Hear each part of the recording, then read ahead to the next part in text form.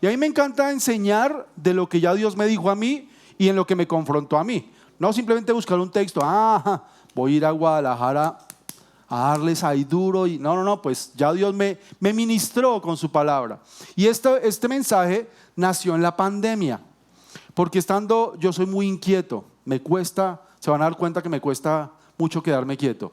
Entonces, a mí la pandemia me aburrió bastante, me iba como enfermando del cerebro yo. Entonces yo dije, bueno, Señor, si hay la oportunidad de quedarme quieto, viajo mucho, hago muchas actividades con las juventudes, pues bueno, ¿qué quieres conmigo ahí estando quieto? Y entonces Dios me habló de realmente trabajar en mi carácter. Y entonces, bueno, y yo no sé por qué un día me levanté con la palabra propósito en mi cabeza. Yo estoy consciente que fue Dios. Entonces, bueno, Señor, ¿cuál es mi propósito? ¿Estoy cumpliendo el propósito tuyo en mi vida? Así que empecé a leer y llegué a esta parte de Gálatas que ya vamos a leer, que habla del fruto del Espíritu, que es parte, devuélvete, parte de todo este propósito. No, pero está de afán. No, mentiras. Todo este propósito parte es el fruto del Espíritu. Entonces yo decía, pero cuando empecé a leer todos los textos donde hablaba del propósito, yo dije, uy, Señor, yo no, pues como que no cumplo con todo eso, tantos años de cristiano, y yo quiero eso en mi vida. O sea, quiero ser un ejemplo, quiero glorificarlo todo el tiempo, quiero vivir como mostrando que soy salvo. Eso quiere decir con alegría, con esperanza a otros, pero la verdad a veces no. Entonces, porque es complejo. Si te pones a ver cada texto bíblico ahí de lo que significa cumplir el propósito de Dios, es todo un desafío para el creyente. Y el carácter de Cristo lo podemos ver en Gálatas 5, 22, 23. Ahora sí el siguiente, que es el fruto del Espíritu. Antes habla de vivir en la carne, ¿cierto? Vivir conforme a este mundo y a nuestra carne, dejarnos llevar por los deseos de la carne. Pero luego dice, hay otra manera de vivir y es en el fruto del Espíritu, viviendo en el fruto del Espíritu, que son 9 características. Dice ahí, amor, alegría, paz, paciencia, amabilidad, bondad, fidelidad, humildad y dominio propio. Y entonces yo en este ejercicio en la pandemia dije, bueno, este es el carácter de Jesús. Cada acción que ustedes vean en los evangelios de Jesús, siempre estuvieron presentes estas 9. Entonces yo lo que hice fue hacer 9 cuadritos, que es la siguiente, y dije, pues me voy a evaluar en el fruto del Espíritu. Voy a ver si estas 9 están presentes en mi vida. Y esa es mi invitación hoy a ustedes. Me encantaría que ustedes miraran estas 9 características que son el carácter de Jesús. Jesús vivió entre nosotros y nos modeló estas 9. Así que tú y yo deberíamos vivir en estas 9. ¿Están de acuerdo conmigo? Y entonces dije yo, ¿y yo vivo en estas 9? Pues bonito no decir, sí, yo soy amoroso, yo soy alegre. Así que hice un formulario en Google y puse ahí bíblicamente amor. Puse la definición de amor y puse, evalúame del 0 al 10. Y después puse abajo, ¿por qué? Para que la gente me escribiera. Y le mandé ese formulario a las personas que realmente me conocen. Si lo hubiera mandado a ovejitas que me conocen superficialmente y solo me ven enseñando la Biblia, seguro me sacó 10 en todo, porque me conocen de manera superficial. Pero mis personas más cercanas realmente me conocen como soy. Y aparte iban a ser honestos contestándome, no iban a ser políticamente correctos, no me iban a evaluar para hacerme sentir bien, sino si me tenían que dar duro, pues me iban a rajar. ¿Sí se entiende rajar? ¿Hace sentido? Así que, pues la primera que se la mandé fue mi esposa, y esa es dura para calificar. Ustedes saben, esposos, lo duro que lo vivimos los hombres. Mentiras. Así que le dije, sé honesta conmigo, y le pedí amigos, hasta mi hija mayor. Mi hija menor también me pondría 10 en todo. Sí, soy el superhéroe para mi hija menor, pues porque está pequeña, espere que crezca ahí. Cuando chiquitos uno es el superhéroe, pero cuando empieza la adolescencia y uno empieza a prohibirle salir y no darle permisos, ya uno es el enemigo público número 1. Entonces a la pequeña, ella todo me pondría 10, pero la mayor ya ella me iba a evaluar. Así que todas estas personas, la mandé como a 15 personas y me evaluaron. De las 9. Y me sorprendió la calificación, en unas positivas y en otras negativas. Entonces, ¿saben en cuál me fue muy bien? Solo de verme. Bueno, Isaac y Ana me conocen. A ver, ¿cuál crees, Isaac, que me fue muy bien de esas 9? Alegría. Sí, me fue bien. No la mejor, pero me fue bien. Ana, ¿cuál crees que me fue muy bien?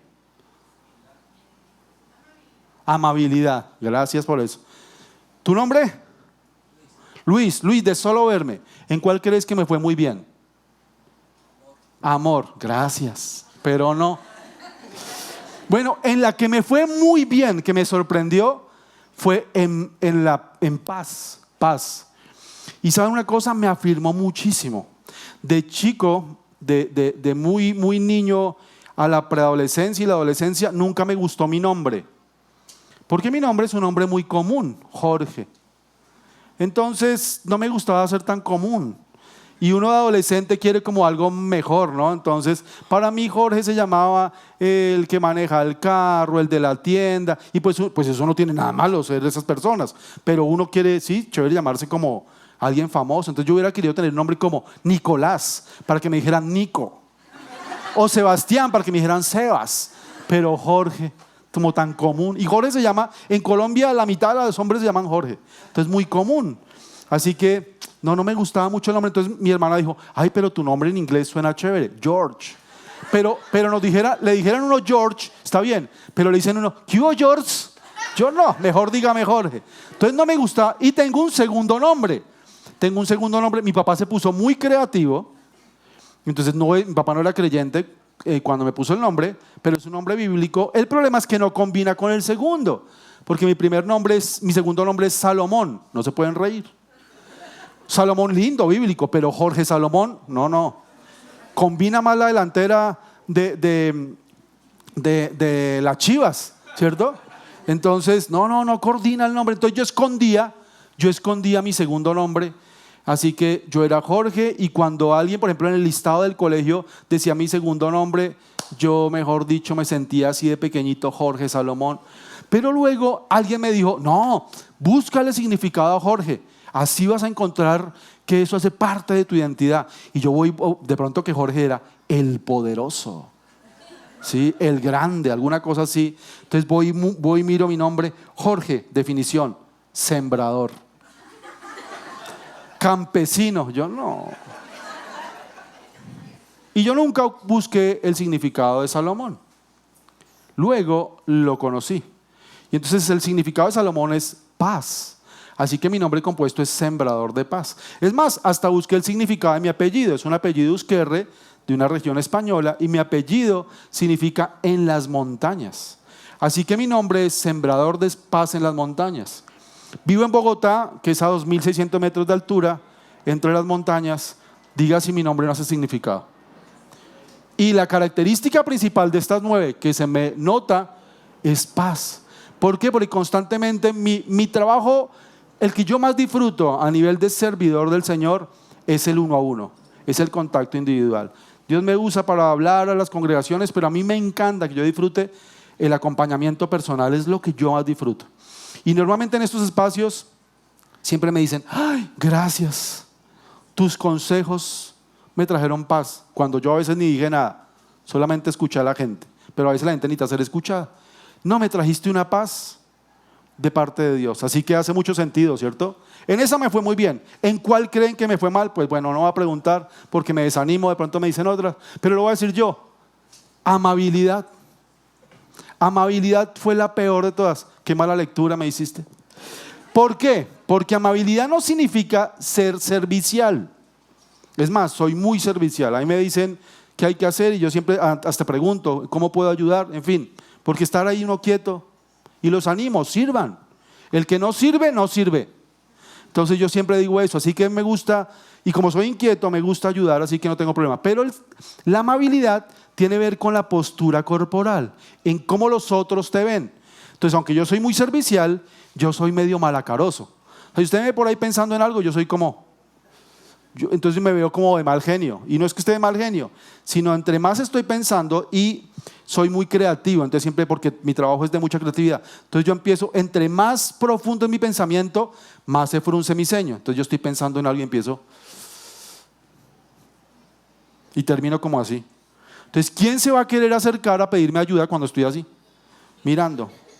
Es más, un día estábamos con mi esposa en un centro comercial, en un mall, bajábamos la escalera eléctrica y subía una parejita y ellos nos vieron, era pandemia, hace mucho no nos veíamos, y ellos nos vieron y empezaron a alegrarse, así emocionados, nos cruzábamos en la escalera, ellos así y yo. Pues yo venía pensando en algo. Entonces yo me di cuenta que les hice mala cara. Y yo tengo las cejas pobladitas, me alcanzo a ver las cejas cuando hago así. Entonces yo me di cuenta que los miré mal. O sea, yo estaba como alegre, o sea, la boca decía una cosa, pero los ojos estaban así. Entonces le dije a mi esposa, ella estaba detrás mío, le dije, mira cómo estoy mirando. Me dijo, mira la cara que tengo, le dije yo, me dijo, la misma de siempre. Siempre malacaroso. Entonces, la amabilidad tiene que ver cómo te lee la gente. Si eres una persona disponible, si se pueden acercar a ti a conversar contigo, si pueden acercarse a ti a pedir ayuda. Pero la prédica no es sobre amabilidad. La enseñanza es si tenemos el carácter de Cristo en nuestra vida. Así que yo hice esa evaluación. Y el que quiera, después me puede preguntarme por redes sociales, porque yo me hice el test y lo comparto con mucha gente para que se evalúe. Esa es una buena práctica como cristiano. Evaluarse si realmente tenemos el carácter de Cristo en nuestra vida, que es promesa de Dios.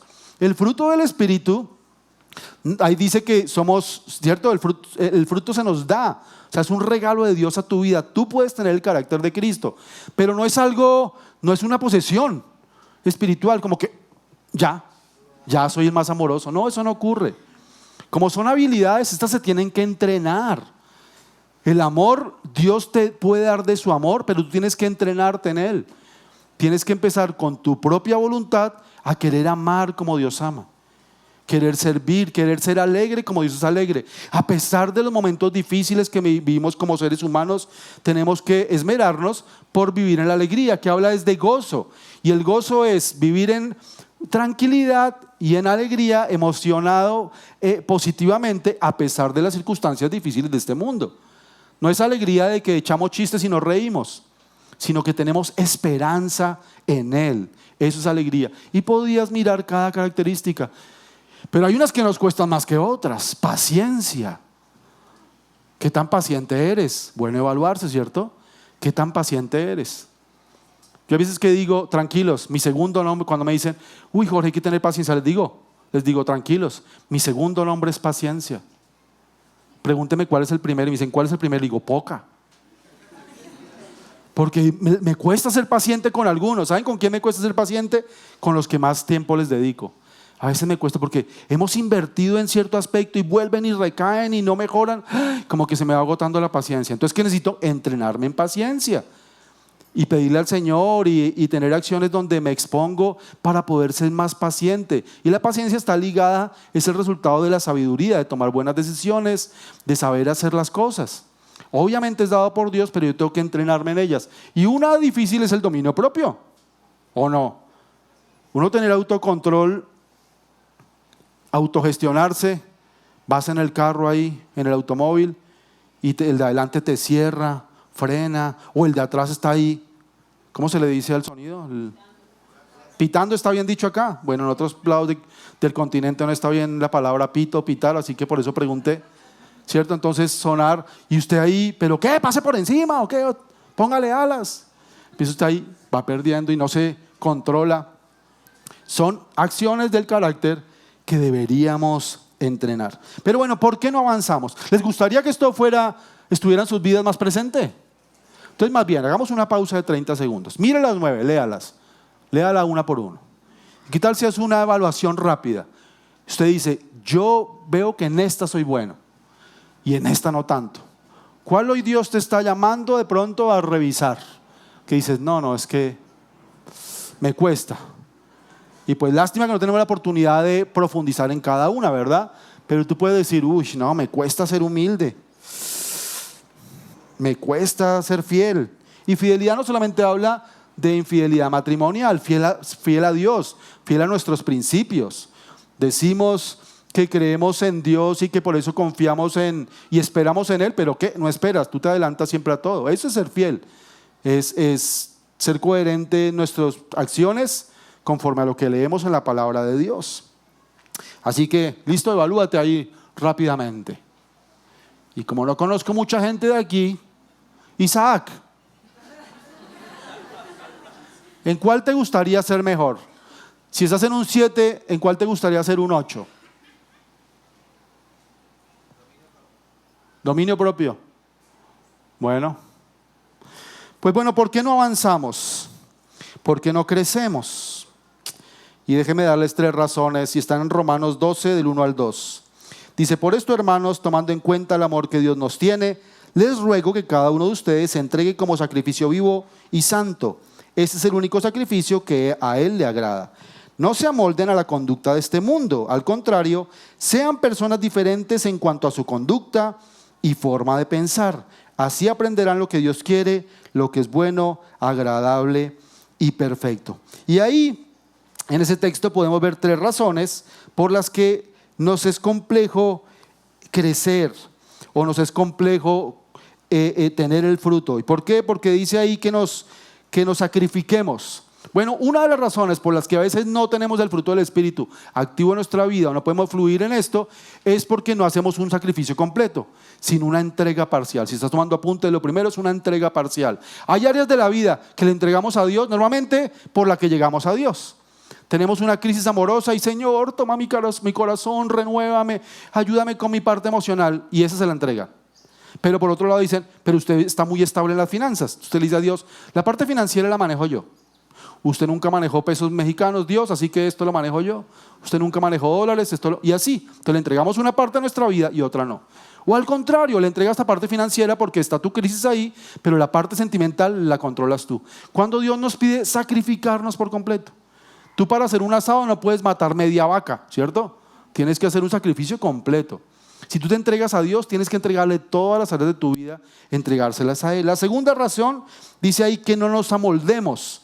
Entonces, la razón por la que no crecemos es porque somos circunstanciales. Entonces, a veces sí, a veces no. Depende de la situación, depende de la circunstancia, nos entregamos a Dios.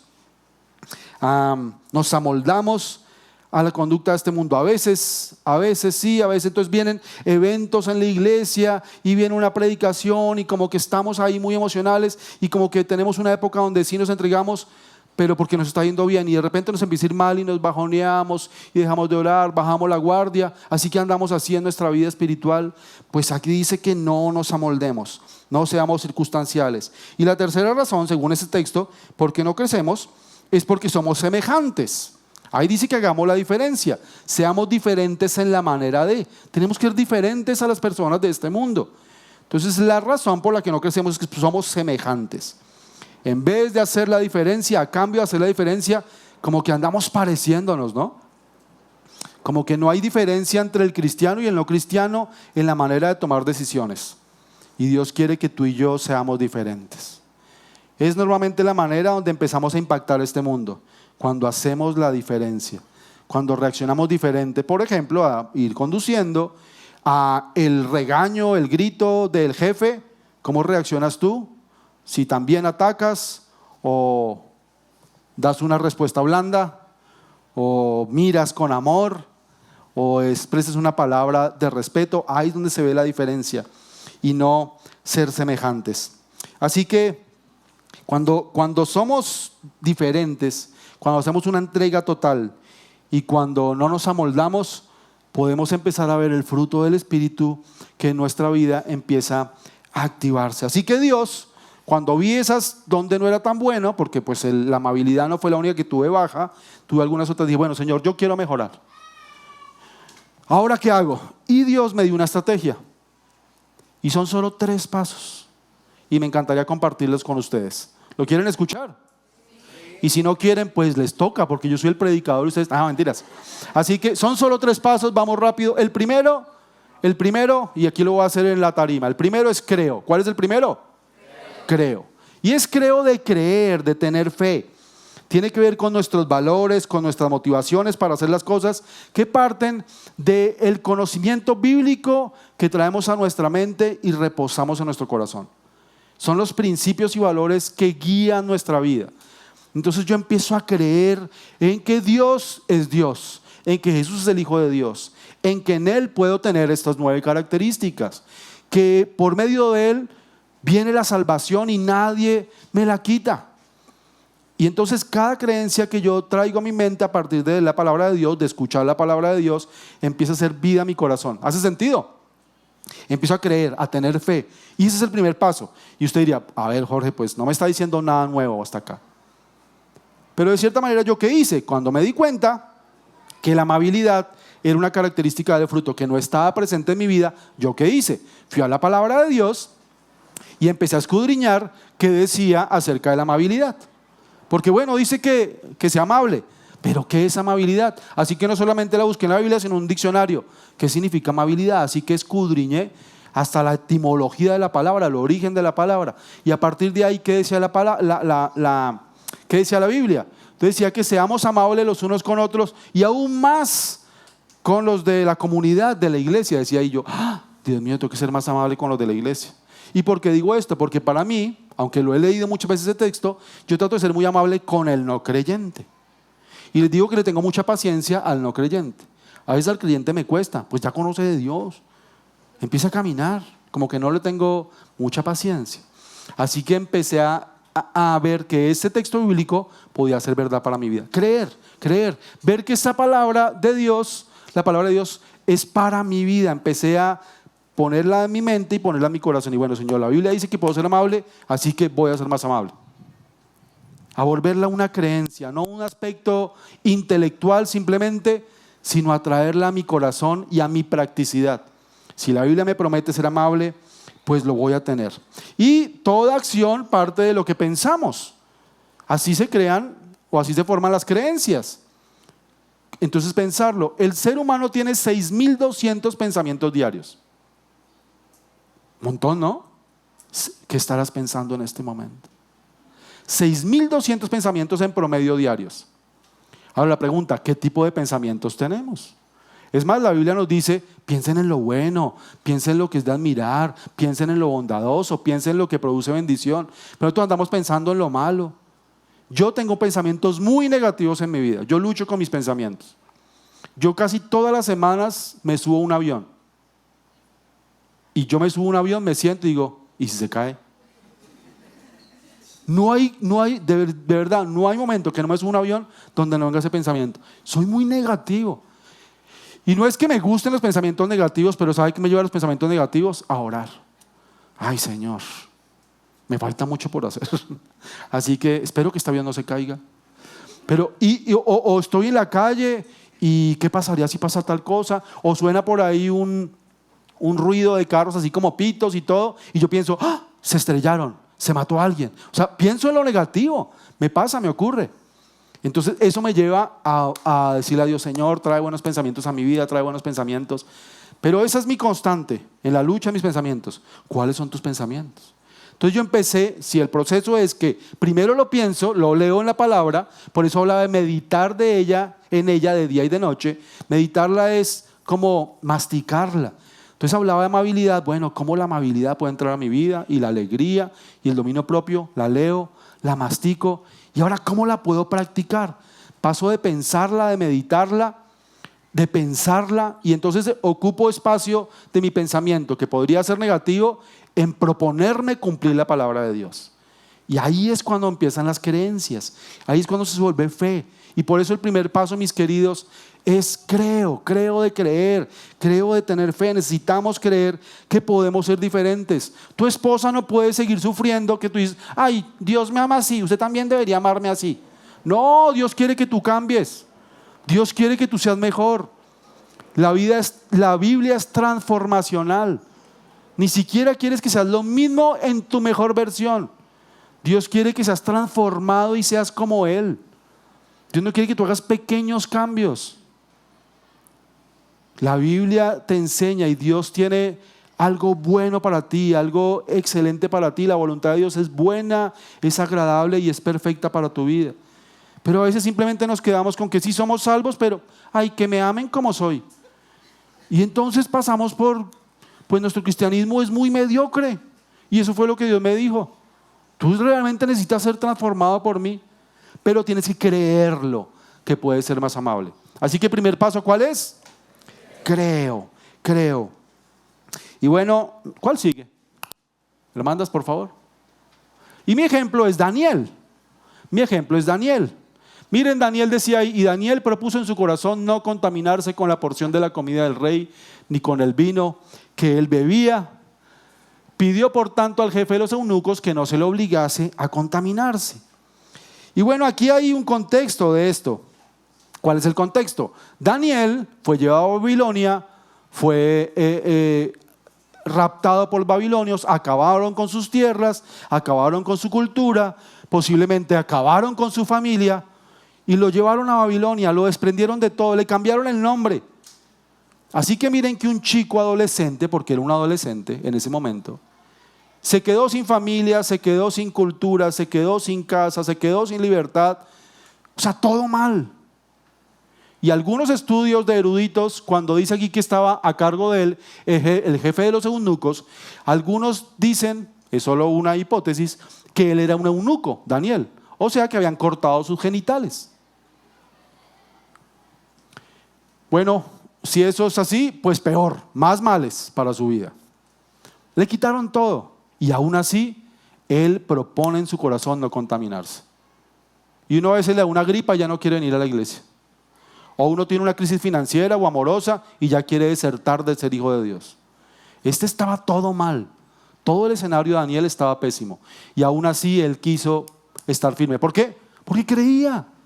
Creía en lo que Dios, creía en su futuro, creía en la salvación del Señor, creía en que su vida estaba hecha para glorificarle. Creía que él era un emisario de Dios para hacer algo aquí en la tierra. No está escrito, pero su acción lo demuestra. Este hombre tenía fe. Así que primer paso, debemos creer. Y aquí les tengo la herramienta para andar creyendo, y es la repetición. Si Dios nos da en su palabra algo para creer, repitámosla día y noche hasta que no la creamos. El gran Shema dice, da un mandamiento: el Señor es uno solo. A ese Señor que es uno solo, ámelo con todo lo que tiene. Y luego dice, ¿qué tiene que hacer? ¿Cuál es la estrategia para que sus hijos lo crean? Repítaselo todo el tiempo. Cuando ande con el camino, cuando se duerma, cuando esté en el baño, cuando vayan para el mall, cuando vayan para todo lado, recuérdele a sus hijos que Dios es uno solo. Así que la mejor herramienta para andar creyendo que la Biblia es para ti y no para otros es repítela.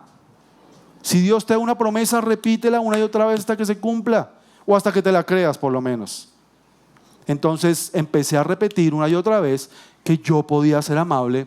Así que apúntelo, apréndaselo, interiorícelo. Creer en las promesas de Dios para nuestras vidas. Eso es creer. Lo segundo, entonces el primero era. Y el segundo es creo. ¿Cómo así? El primero es y el segundo es. Pero este creo es diferente. No es un creo de fe, sino un creo de crear. Y está escrito estos dos títulos para que lo personalice. O sea, creo, yo creo. Lo segundo es yo creo. Pero este creo es de crear, de tener estrategias, de crear un plan, de crear convicciones, y esa es la herramienta. La primera herramienta es repetirlo, la segunda es tener convicciones. ¿Por qué tener convicciones, mis queridos? Porque necesitamos interiorizar esto para nuestras vidas. Necesitamos interiorizar las verdades de Dios para nuestras vidas. Una convicción es una idea que adhiero, pego, adopto, arraigo a mi vida con la intención de usarla en el momento oportuno. Déjeme repetirle la definición de convicción. Una idea que adhiero, pego, adopto, arraigo a mi vida con la intención de usarla en el momento oportuno.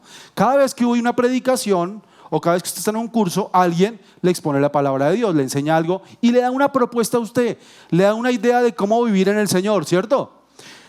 Eso se lo da el predicador, pero depende de usted si usted abraza eso.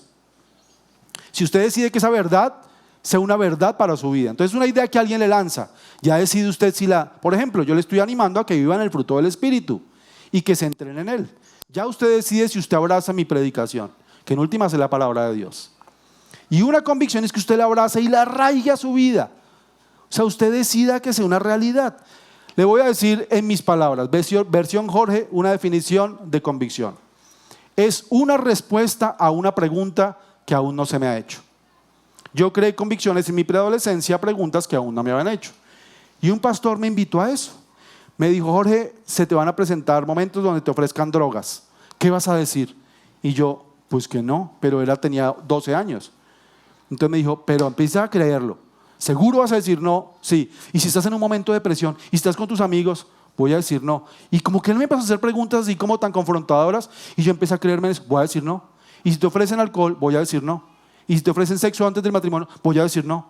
Y si te ofrecen negocios truchos, raros, pues voy a decir no. Eso es crear convicciones. Yo empecé a entrenarme a decir no, no, o bueno, a otras sí, sí, sí, a cosas buenas.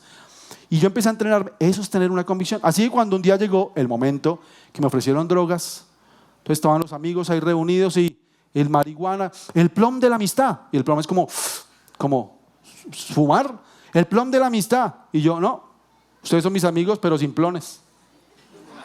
No simplones, sino simplones. Entonces, ustedes son mis amigos. Y yo me retiraba. ¿Y sabe una cosa? No me costó decir no. Nunca tuve una persona, ¿lo hago o no lo hago? Y me iba para el baño, Señor, ayúdame. No, no, no. Realmente fue tan fácil. ¿Por qué? Porque creé convicciones. Como Daniel, cuando se le presentó el problema, dijo, no, no, no, yo voy a apartarme de esta comida. Está muy tentadora. Pues no, ni siquiera. Si es pollito, carnecita, toda la mesa llena de tacos. Pero no, yo voy a comer otras cosas. No le costó porque creó convicciones. Mis queridos, necesitamos creer convicciones. Y las convicciones pues se crean haciendo una estrategia. Así que Daniel, los versículos siguientes, dice, y Daniel había hecho que se ganara Dios había hecho que se ganara el afecto y la simpatía del oficial en jefe. A pesar de eso, dijo a Daniel, tengo miedo que mi señor el rey, pues fue él quien les asignó la comida y el vino. Ay no, este texto está mal. Voy a leerlo aquí que estoy perdido. Y Dios había hecho que se ganara el afecto y la simpatía del oficial en jefe, o sea, Daniel. A pesar de esto, dijo a Daniel, este jefe, tengo miedo de mi señor el rey, pues fue él quien les asignó la comida y el vino. ¿Qué pasa si los ve más delgados y demacrados que los otros jóvenes de sus edades? Entonces el rey, por culpa de ustedes, me cortará la cabeza. Entonces Daniel habló con el guardia que el oficial en jefe había designado sobre Daniel, Ananías, Misael y Azarías. Por favor, haz con tus siervos una prueba de 10 días. Danos de comer solo verduras y de beber solo agua. Pasado este tiempo, compara nuestro semblante con el de los jóvenes que se alimentan con la comida del rey y procede a tratarnos de acuerdo con lo que veas en nosotros. Aquí se ven las dos. Se ve el creo de creer y se ve el creo de crear. Él hizo un plan. Mis queridos, no era solamente, ahí salgo a creer y Dios me va a sostener. No, hay que hacer algo. El cristiano la fe tiene que ir acompañada de acciones. Así que él no solamente creyó en, ay, Dios me va a cuidar y yo salgo ahí por la vida. No, no, no, este man paró a hacer un plan. Y el plan fue sencillo. No voy a comerme la comida, voy a comer puro pasto y agua. Ya, verduras y agua, no más. O legumbres y agua, ya. Entonces, ahora volviendo a mi vida, yo tenía que crear un plan para ser más amable. ¿Cómo puedo ser más amable? ¿Y saben quién me ayudó con mi plan? Mi hija, que en ese entonces tenía 9 años. Pero para mí, Julieta, mi hija menor, es la persona más amable que yo conozco. No conozco una persona tan amable como mi hija. Ella, todo el mundo la ama. Seguramente tiene alguien al que no. Pero todo el mundo ama a Julieta. Y es súper arrolladora en su personalidad. Es más, en muchos espacios, yo no soy Jorge, yo soy el papá de Julieta. Ella es amable. Entonces yo le dije, Julieta, una vez estábamos cenando todos los 4, dije, bueno, quiero trabajar la amabilidad en mi vida. Y ella siempre tiene algo para decir. Yo te ayudo, papi. Tú tranquilo. Yo te colaboro con eso. Entonces le dije, sí, hija, ¿cómo puedo ser más amable? Y aparte, yo sabía, y bueno, todos en mi casa son más amables, muy amables, pero ella se excede en amabilidad. Digo, papi, tengo 2 ideas de cómo puede ser más amable. Imagínense, mi plan, mi creo de crear, surge de una niña de 8 años. Así como tomar agua y comer legumbres. Era, papi, la primera, sonríe. ¿Qué tan difícil puede ser? Entonces y ella es así, papi, sonríe. Yo me siento así como medio tonto, la verdad, como con cara de estreñido. Entonces me decía, no, papi, sonríe mejor. Me siento el guasón.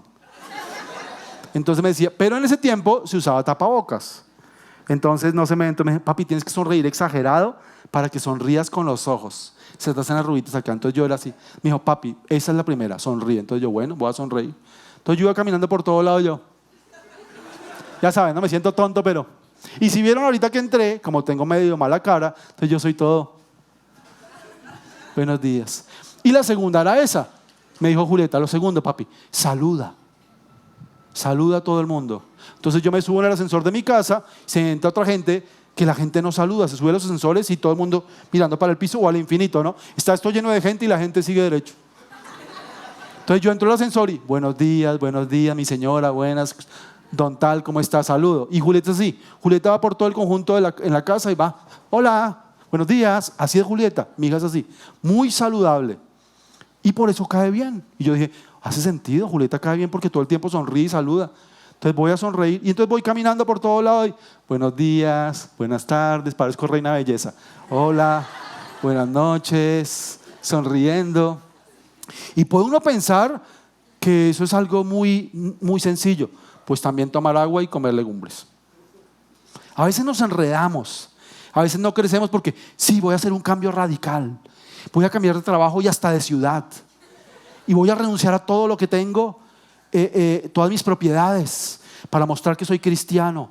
Y voy a vivir en la pobreza absoluta, para tener abnegación interior. No, a veces no es eso. A veces pequeñas acciones muestran que tú vives en el Señor. Y como les digo, yo no me rajé en ninguna, pero pues no me veía tan amable. Así que, bueno, pues Julieta, voy a sonreír y saludar. Hasta les dije, oran por mí. Y mi esposa no me tenía mucha fe. Esa la mandé al primer creo, para que creyera en mí. Y oramos, y oró mi hija mayor. Bueno, mi papá va a trabajar la amabilidad, cosa que nos vendría muy bien. Y entonces empecé a trabajar en este plan, como Daniel. Daniel tenía mucha fe. Al final del versículo dice, y si no se nos da, pues usted trátenos como crea posible. O sea, si no me funciona mi plan, tranquilo, quítenos la cabeza. ¿Qué quería decir eso? Tenía mucha fe. Tenía mucha fe en creer que Dios lo iba a acompañar en su plan. Ahí se ven los dos. Creo de tener fe y creo de crear. Mis queridos, fue su carácter, no su orgullo. Fue convicción, no capricho. Fue determinación y no improvisación. Daniel estaba seguro que el Señor estaba con él. Fue determinado, tenía convicciones y tenía el carácter de Dios en su vida. Así que resumamos. El primero es... El segundo es, y el tercero es recreo. ¿Ustedes han tenido recreos? ¿Qué es un recreo? Sí, en el colegio se dice recreo al tiempo de descanso. ¿Sí? ¿Lo tuvieron? ¿Los estoy perdiendo? ¿Lo tuvieron? Bueno, yo también. ¿Y qué hace uno en el recreo? ¿Uno qué hace en el recreo? Lo que uno quiere, ¿cierto?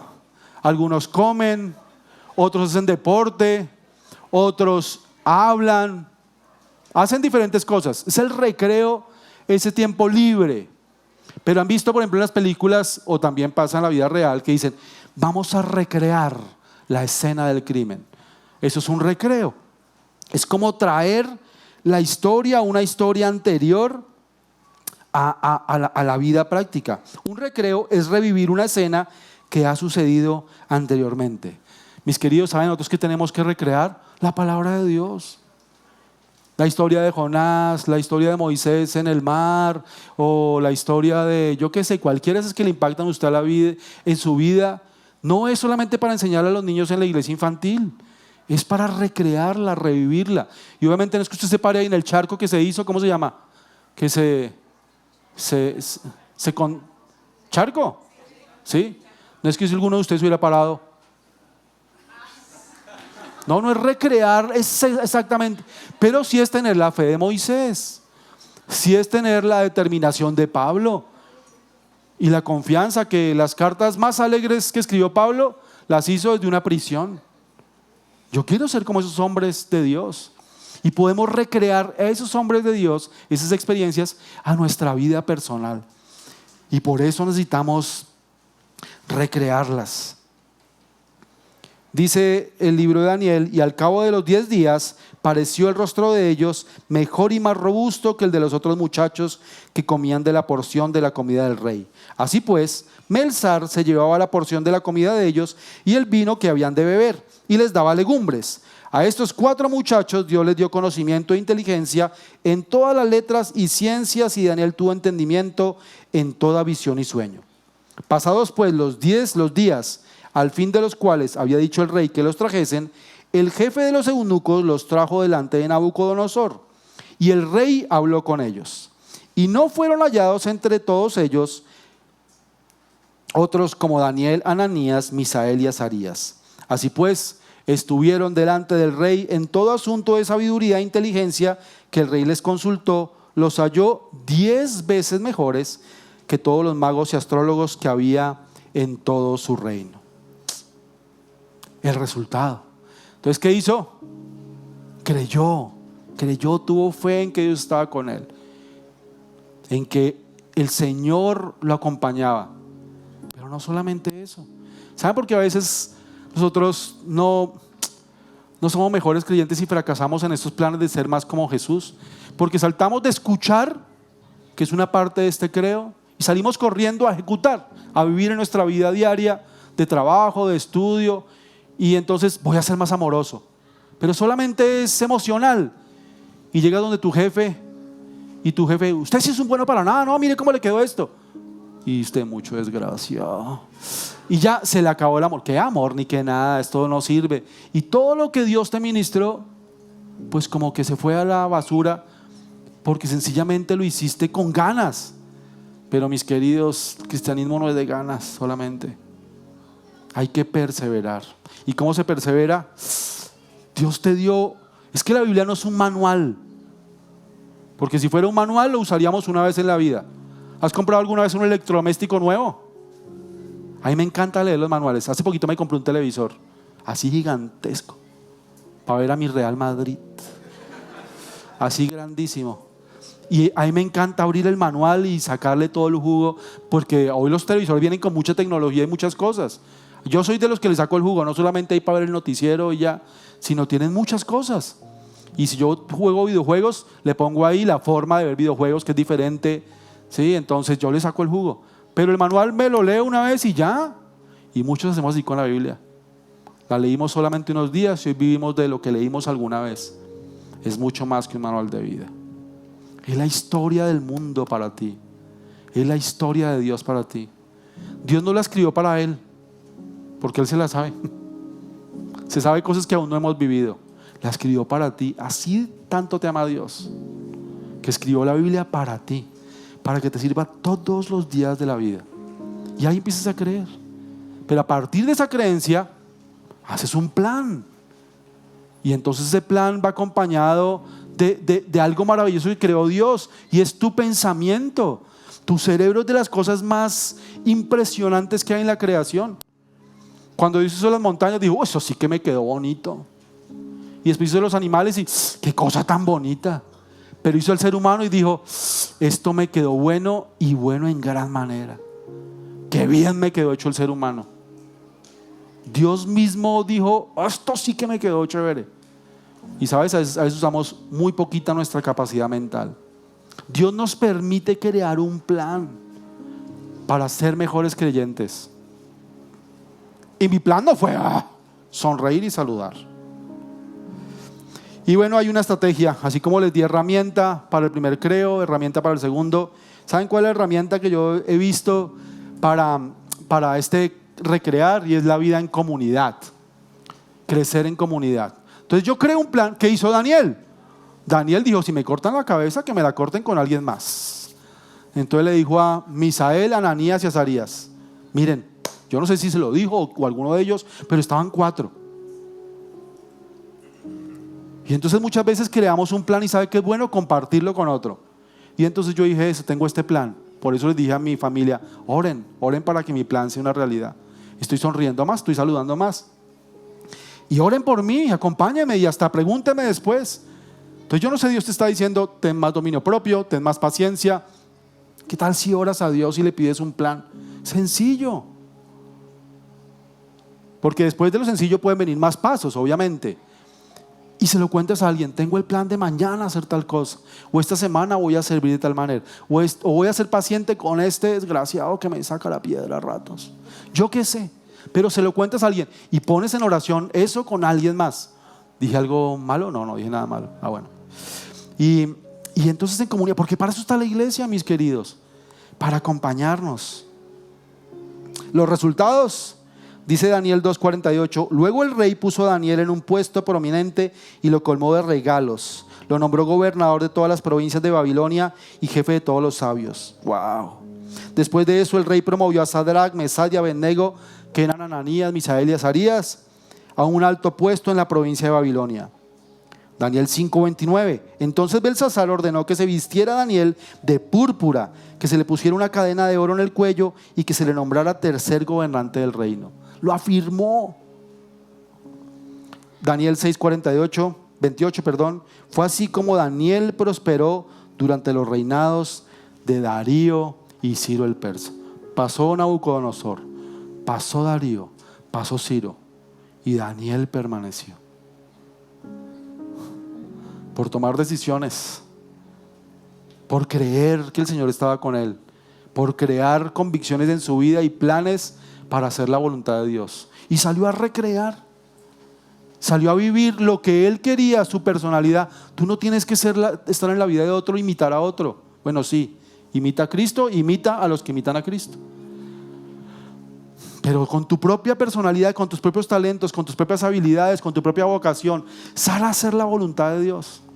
Y Dios va a estar contigo. Pero sí permite que Dios transforme tu vida.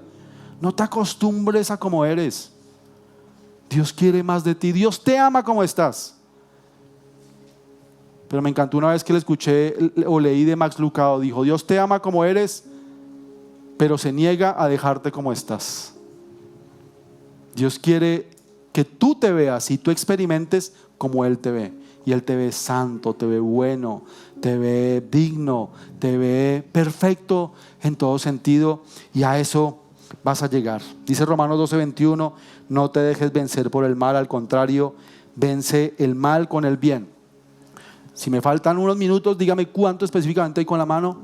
Y déjenme contarles el resultado de tomar buenas decisiones. ¿Y cuál fue en mi vida personal? Pues yo creí y empecé a leer sobre la amabilidad y empecé a decir: yo puedo ser amable. A pesar de mirarme al espejo y verme tan malacaroso, puedo ser más amable. Así que creé el plan: saludar y sonreír. Y salí a hacerlo. Y yo soy muy conocido en la iglesia y muy conocido por mi rol entre los cristianos y entre pastores, pero en mi casa soy Jorge. Y entonces salí y entonces saludaba a todo el mundo, y como tocaba estar en casa, bueno, de tanta amabilidad, yo entraba a mi conjunto residencial y le dije a los celadores: chicos, estoy para servirles. Y un día vi un celador, uno de los guardias, sí, celador, se entiende la palabra, lo vi como muy desanimado. Le dije: hermano, si necesita algo, avíseme. Hasta hice un cafecito ahí especial y se lo bajé y charlamos. Súper amable, Jorge, porque estaba ejercitando la amabilidad. Y entonces un día estábamos ahí en mi casa, yo estaba en un Zoom con algunos pastores, y de repente mi esposa me empieza a hacer caras. Me hacía así y yo como con el Zoom yo. Y entonces yo sí le entendía, porque ya le entiendo las señas a mi esposa, y escuchaba algo fuera de casa. Entonces yo le entendía, era que cortara la llamada, porque afuera como que alguien se quería matar y se estaban dando como golpes. Entonces, bueno, ven, hasta luego, pastores, y cuelgo el Zoom, ya estaba terminando, y voy, me dijo: hay una gritadera ya terrible, y habla de morirse. Entonces yo salgo, vivimos en un segundo piso, bajo, y hay una señora como de 70 años y se agarraba el pecho. Y era: mi nieto, se va a morir. Y entonces yo: tranquila, señora. No, era imposible tranquilizarla. Y gritaba durísimo. Es una señora de la costa colombiana, así que tiene una voz muy, muy alta, y gritaba yo: señora, tranquilícese. Señora, tranquila. No, mentiras, no. Tranquilícese, señora. Y entonces hasta que la senté y le dije: ¿qué pasa? Porque así no la podemos ayudar. Sí, mi nieto se quedó encerrado en el apartamento. Ella salió al chute de basura. El chute de basura queda en la mitad del edificio, o sea, de cada piso, y salió y tenía el balcón abierto.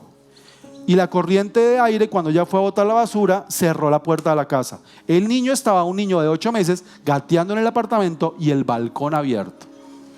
Y la señora llevaba 20 minutos gritando y nadie hacía nada porque les daba miedo por la pandemia. Entonces nadie salía y el niño ya se hubiera caído por el balcón.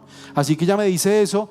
Y aparte me dice, y se agarraba el pecho: señora, ¿está bien? Es que yo tengo un marcapasos. Y dije: no, bueno, o muere el niño o la viejita, escojamos. No, mentiras. No dije eso, pero entonces yo le dije: entonces soy bueno para liderar. Entonces yo le dije al celador: usted, váyase debajo del balcón y si ve caer algo, un bulto, agarre lo que es un bebé. Y yo le dije al celador: márqueme a mi apartamento. Entonces llamo a mi casa y le dije a Joana: mi esposa, le dije, mira, nosotros tenemos un balcón similar, mira si entre las rejas cabe una cabeza de un bebé y ensaya con Julieta. Entonces ella me dijo, no, la reja es súper pequeña, así que nos tranquilizamos, pero puede pasar. Así que mandé al celador ahí. Se me llena la boca, ¿no? Entonces le dije al celador que fuera. Al otro celador le dije que le trajera un vaso de agua a la señora y le dije a mi esposa, alista una radiografía. ¿Se entiende la palabra? Una placa. Entonces le dije al celador, suba a mi apartamento por una radiografía. Y con eso abrimos la puerta del apartamento y todos, uy, don Jorge, ¿usted sabe abrir puertas con radiografía? ¡Qué avances! Entonces subimos al 8º piso. Llegó a la puerta, llega el celador con la radiografía y entonces usted empieza, no mentira, no le voy a enseñar la estrategia, pero bueno, sí, entonces usted empieza a mover la puerta así, arriba y abajo y va metiendo la radiografía y se abre la puerta. Entonces después les cuento esa historia si me vuelven a invitar. Y entonces abrimos la puerta y otra vecina había salido y cuando supo que el bebé está gritería, ella le puso música en la puerta, así que el bebé se vino a la puerta porque era música infantil. Así que no corríamos el riesgo de que el niño se fuera al balcón. Así que pudimos abrir la puerta, salió el niño, esa señora me abrazó. ¿Cómo se llama usted? Jorge Garay. Don Jorge, gracias, estoy agradecida con usted. Bueno, en fin, 15 días después, otra gritería tremenda. Ya los celadores me llaman, qué confianza, ¿no? Venga, llamemos al amable de don Jorge. Entonces me llaman y dice, don Jorge, baje a ayudar. Bajo corriendo y la escena era la siguiente. Una mujer en el primer piso, tirada en el piso, con su cabello aquí, parecía la del aro, aquí. Llorando. Sótano número 1, donde están los carros, era una mujer de 70 años, la de 15 días atrás, con un cuchillo así. Usted va a decir, Jorge, ¿usted dónde vive? ¿Cierto? Y en el sótano número 2, un señor como de 1,90 entre los carros así escondido. Entonces la escena era que la señora estaba persiguiendo al señor y la del primer piso estaba llorando por esa escena y por el show que estaban haciendo. La historia es que esta parejita se peleó en la pandemia, se separaron y ella vive con su bebé y él fue a visitarla, tuvieron una discusión, se empujaron y la suegra, no, con mi hija no se mete, fue a la cocina, buscó el cuchillo más grande y lo persiguió por todo el conjunto. Esa es la historia. Así que yo voy al sótano número 1, voy donde el señor, me subo al carro con él, igual es su carro ese, yo le iba contando, ya pase, súbase. Yo me subo al lado, me dijo, ¿me deja hablar por usted? Sí. El señor estaba llorando, lo abrazo y después le dije, ¿usted qué hace? No, soy médico de urgencias. Dije, no, me dio COVID, porque yo me bajé sin tapabocas. Bueno, lo abrazo, le dije, ánimo, hermano. Y bueno, le hablo del señor, lo ayudo a salir, voy al sótano número 1, está la señora ahí. Y le digo, tranquila, soy Jorge, el de la radiografía, ¿se acuerda? Ay, sí, don Jorge. Y le digo, tranquila, préstame el cuchillo. Y me da el cuchillo. Yo veo muchas películas, entonces le limpié mis huellas. Le digo a la señora que suba al 8º piso de su apartamento y subo al primer piso donde está Sandra tirada en el piso y la levanto y la abrazo. También médico de urgencias. Dije, no, esto me dio COVID ahora a mí. La subo a mi casa con mi esposa, oramos por ella, la tranquilizamos. Y bueno, así fue. Fui amable, estuve dispuesto a servir. Y como 6 meses después nos dio COVID a los 4, a mis 2 hijas, a mi esposa y a mí. No nos dio COVID por ellos. Luego, 6 meses. Y yo estuve bien, mis hijas bien, pero mi esposa estuvo muy enferma. Y estuvo a punto de ser entubada, pero no hubo una UCI. Pero mi esposa estuvo muy mal de salud. Y entonces médicos, amigos me decían, no la hospitalice, eso es peor, téngala ahí en casa, pero llegó saturación a 60. Mi esposa se levantó y respiraba así y casi no hablaba. Así que me asusté mucho. Y había estado una reunión del consejo ahí de propietarios. Y yo me había hecho una prueba, me ha salido negativa, pero el otro día me salió positiva. Llamé y le dije al celador, avísele a los del consejo que tengo COVID, así que uno de ellos va a morir. No, mentira, no dije eso. Así que, qué pena, que me disculpen. Pero el celador no le dijo a ellos, le dijo a todo el que entraba. Adivine quién tiene COVID, don Jorge. Para que estemos orando por él. Entonces se enteró Sandra, la médico, la esposa del señor corriendo, la mamá de la señora esta. Y entonces de una vez va a mi apartamento y me dice, Jorge, ¿necesitas ayuda? Y ahí estaba bien mi esposa. Le dije, no, estamos bien. Lo que necesites, me avisas. Y ella trabajaba con COVID, estaba trabajando en urgencias con gente en COVID. Cuando mi esposa se puso tan grave, yo dije, Sandra, estoy en esto, ¿qué hago? Me dijo, ay, Jorge, dale tal medicina. Es que esa medicina era para para ayudarle con sus síntomas durante un par de horas. Al par de horas, de repente golpean en mi casa, me llega una enfermera con oxígeno, con medicamento, con una atención especial para mi esposa. Y fue el resultado de simplemente yo ser amable, estar dispuesto para la gente. Produjo fruto. Yo no hice nada para esperar algo a cambio. Pero el resultado, mis queridos, es que esta doctora fue el instrumento de Dios para salvarle la vida a mi esposa. Estuvo muy grave. Y si no es por la intervención de Sandra y de todo lo que ella hizo, otra sería la historia. Yo estoy convencido que si tú buscas tener el dominio propio que Dios te promete, tener la paciencia que Dios te promete, tú vas a ver la gloria de Dios en tu vida y vas a ser de bendición para otros. Otros no merecen tu impaciencia o que te salgas de control o que no seas alegre o amoroso. El fruto del Espíritu Santo no es más que el carácter de Jesús en tu vida. Y que la gente diga, wow, este tipo, esta mujer tienen una personalidad que yo quisiera. Y es cuando tú le dices, pues hazte cristiano como yo y vas a ser así o mejor. Es una gran manera para impactar la vida de otros. ¿Les gustaría?